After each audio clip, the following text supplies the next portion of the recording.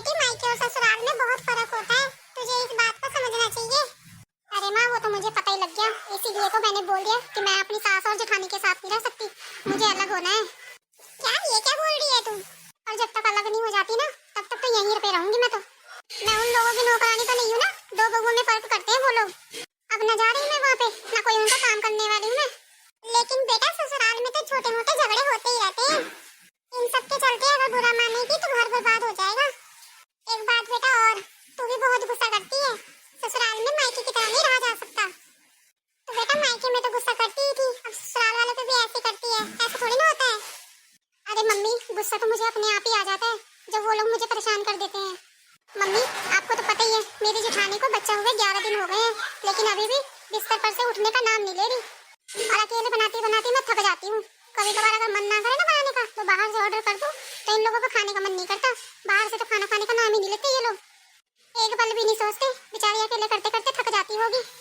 थोड़ा बहुत काम ही करवा लूं इसके साथ। और जब काम वाले की बात करूं, तो मेरे ससुर जी अलग नखरे दिखाते हैं।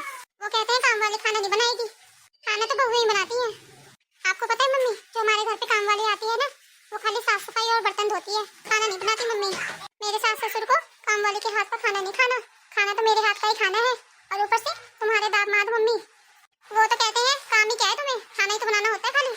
वो भी तुम ढंग से नहीं बना सकती क्या? वो भी बाहर से ऑर्डर कर देती हो, ऐसे बोलते हैं मेरे को वो। इसीलिए अब मैं तो यहाँ पे आ गई। आपको पता है मम्मी, कल मैं मशीन लगा रखी थी, अपने कपड़े धो रही थी, और मेरी सास आई, सब कपड़े के रख के चली गई यहीं पे, और बोली ये सब लोगों के कपड़े हैं, ये धो देना। तो बेटा, एक जन के कपड़े धुलते भी तो नहीं है, सबके कपड़े डाल देती, उसमें क्या हो गया? बेटा तो सबके कपड़े धो देती, मशीन से तो धोने हैं, इसमें कौन सी बड़ी बात हो गई?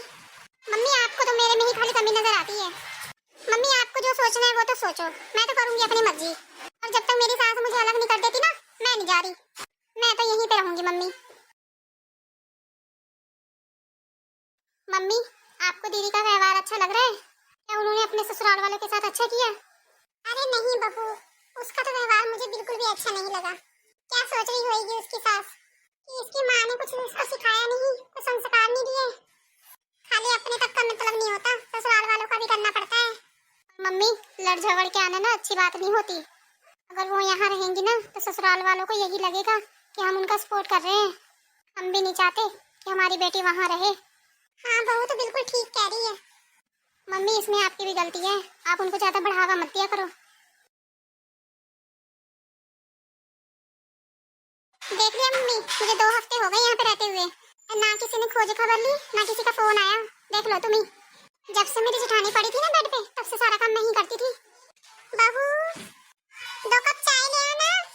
अरे मम्मी, ये भाभी तो एक आवाज में आती भी नहीं है, कुछ काम कर रही होगी बेटा। ये लो मम्मी चाय। हाँ ला बहू, रख दे।